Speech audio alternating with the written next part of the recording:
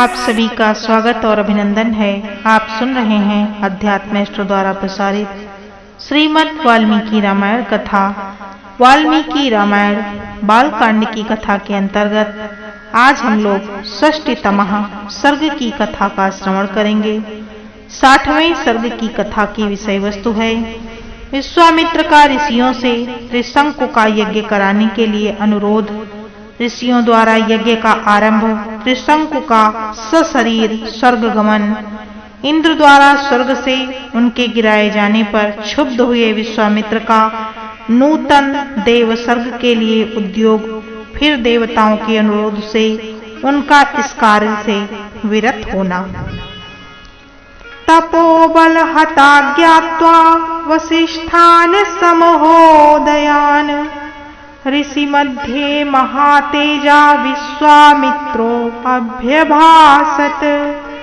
सदानंद जी कहते हैं, श्री राम महोदय सहित वशिष्ठ के पुत्रों को अपने तपोबल से नष्ट हुआ जान महातेजस्वी विश्वामित्र ने ऋषियों के बीच में इस प्रकार कहा।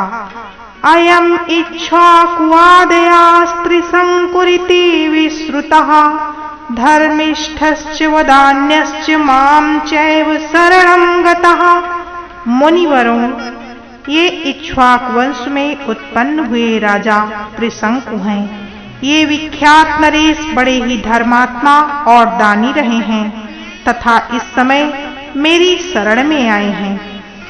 स्वयनेन शरीरेण देवलोक जिगीषया यथायं स्वशरीरेण देवलोकं गमिष्यति तथा प्रवर्तयितां यज्ञो भवद्दीक्षं मया सह।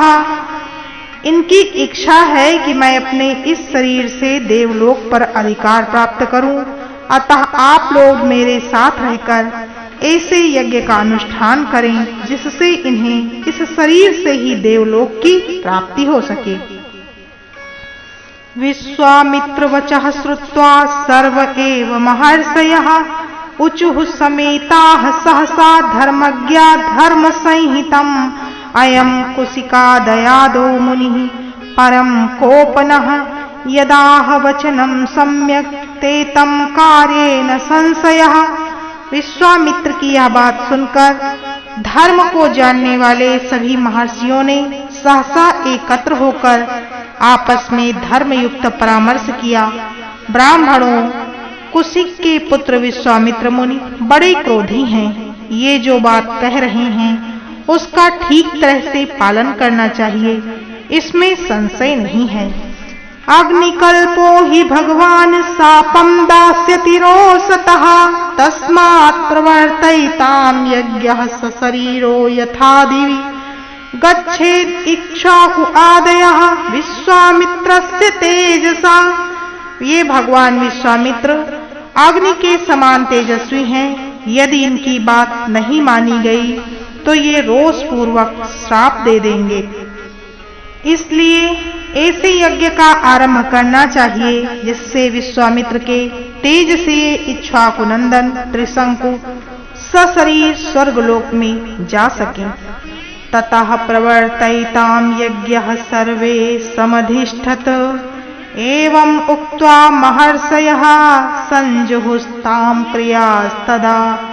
इस तरह विचार करके उन्होंने सर्वसम्मति से यह निश्चय किया कि यज्ञ आरंभ किया जाए। ऐसा निश्चय करके महर्षियों ने उस समय अपना अपना कार्य आरंभ किया।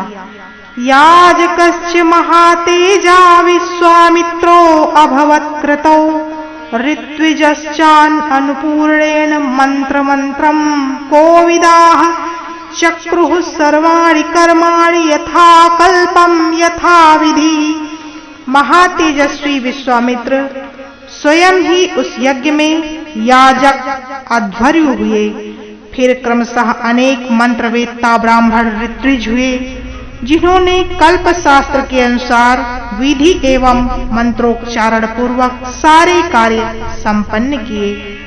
ततः कालेन महता विश्वामित्रो महातपाः चकारावाहनं तत्र भागार्थे सर्वदेवताः नाभ्यागमतस्तदा तत्र भागार्थे सर्वदेवताः। तदंतर बहुत समय तक यत्न पूर्वक मंत्र पाठ करके महातपस्वी विश्वामित्र ने अपना अपना भाग ग्रहण करने के लिए संपूर्ण देवताओं का आवाहन किया, परंतु उस समय वहां भाग लेने के लिए वे सब देवता नहीं आए। ततः कोप समाविष्टो विश्वामित्रो महामुनिः श्रुवनद्यम उद्दम्य सक्रोधम त्रिशंकुम इदम अब्रवीत। इससे महामुनि विश्वामित्र को बड़ा क्रोध आया और उन्होंने श्रुआ भौहें उठाकर रोष के साथ राजा त्रिशंकु से इस प्रकार कहा, पश्य मे तपसो वीर्ये स्वार्जितस्य नरेश्वर एष तां स्वशरीरेण नयामि स्वर्गमोजसा। नरेश्वर, अब तुम मेरे द्वारा उपार्जित तपस्या का बल देखो। मैं अभी तुम्हें अपनी शक्ति से सशरीर स्वर्गलोक में पहुंचाता हूँ। दुष्प्रापम स्वशरीरेण स्वर्गे गच्छ नरेश्वर स्वार्जितम किंचित अप्यस्ति मया ही तपसः फलम राजस्त्वं तेजसा तस्य सशरीरो दिवं व्रज। राजन, आज तुम अपने इस शरीर के साथ ही दुर्लभ स्वर्गलोक को जाओ। नरेश्वर, यदि मैंने तपस्या का कुछ भी फल प्राप्त किया है तो उसके प्रभाव से तुम सशरीर स्वर्गलोक को जाओ। उक्तवाक्ये मुनो तस्मिन् सशरीरो नरेश्वरः दिवं जगाम काकुत्स्थः मुनीनां पश्यतां तदा।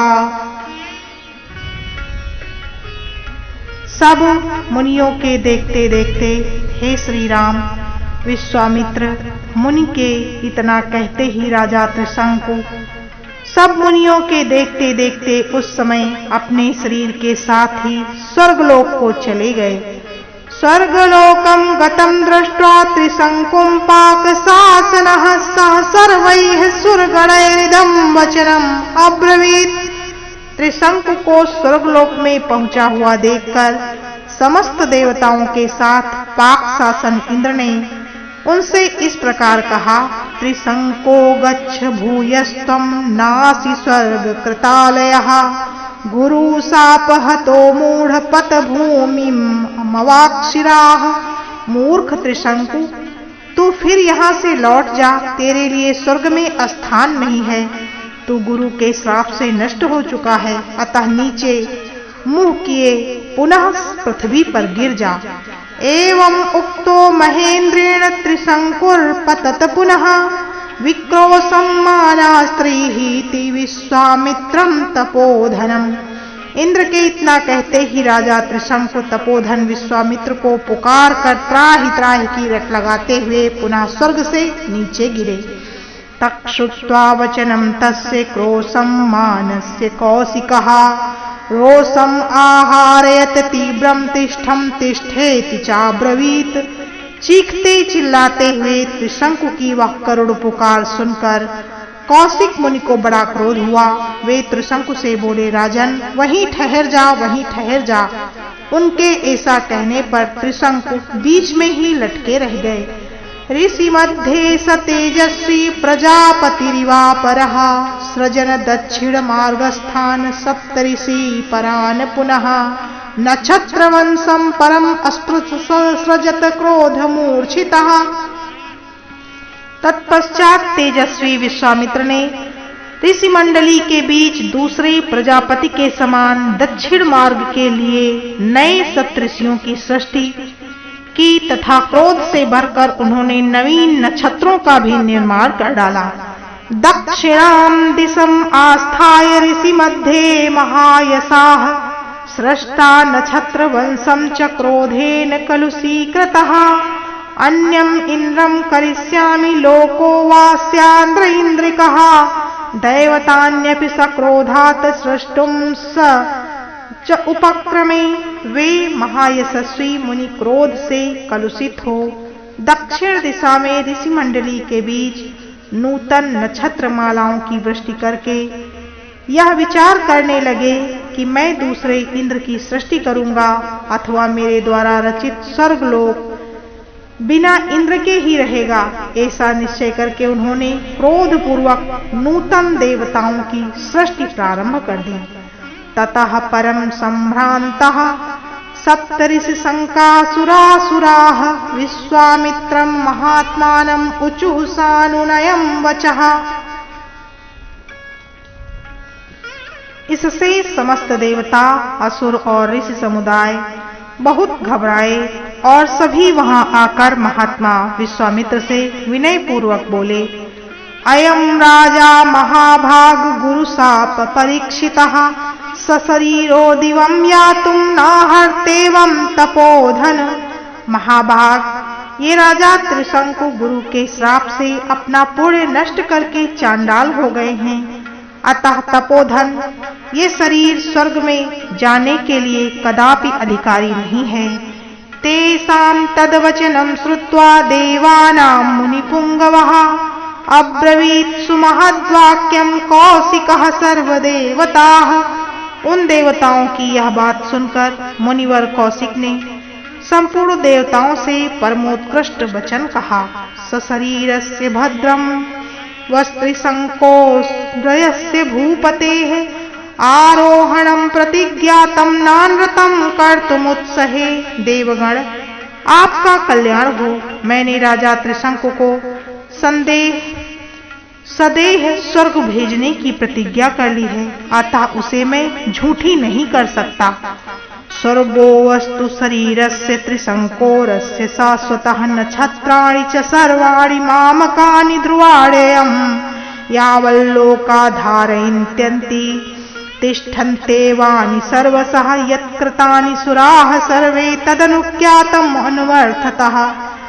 इन महाराजा त्रिशंकु को सदा स्वर्गलोक का सुख प्राप्त होता रहे। मैंने जिन नक्षत्रों का निर्माण किया है वे सब सदा मौजूद रहें। जब तक संसार रहे तब तक ये सभी वस्तुएं जिनकी मेरे द्वारा सृष्टि हुई है सदा बनी रहें। देवताओं, आप सब लोग इन बातों का अनुमोदन करें।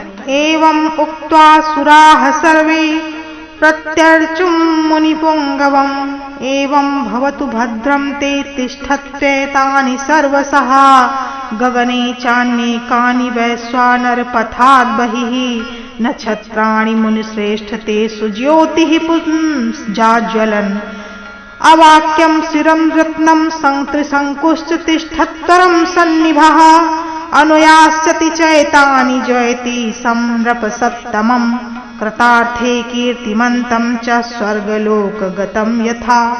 उनके ऐसा कहने पर सब देवता मुनिवर विश्वामित्र से बोले, महर्षि, ऐसा ही हो।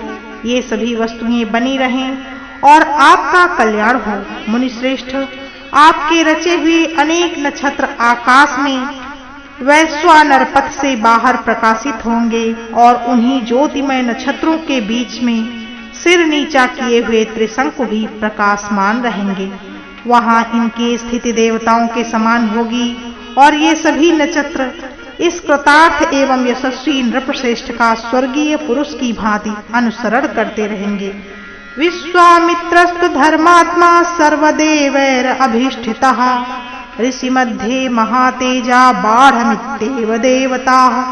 इसके बाद संपूर्ण देवताओं ने ऋषियों के बीच में ही महातेजस्वी धर्मात्मा विश्वामित्र मुनि की स्तुति की। इससे प्रसन्न होकर उन्होंने बहुत अच्छा कहकर देवताओं का अनुरोध स्वीकार किया। ततो देवा महात्मानो ऋषयश्च तपोधनाः जग्मुरथागतं सर्वे यज्ञस्यान्ते नरोत्तमः। नरश्रेष्ठ श्री राम तदंतर यज्ञ समाप्त होने पर सब देवता और तपोधन महर्षि जैसे आए थे उसी प्रकार अपने अपने स्थान को लौट गए। इत्यार्थे श्रीमद् रामायणे वाल्मीकि आदि काव्ये बालकांडे षष्ठीतमः सर्गः। इस प्रकार श्री वाल्मीकि निर्मित आर्ष रामायण आदि काव्य के बालकांड में 60वां सर्ग पूरा हुआ।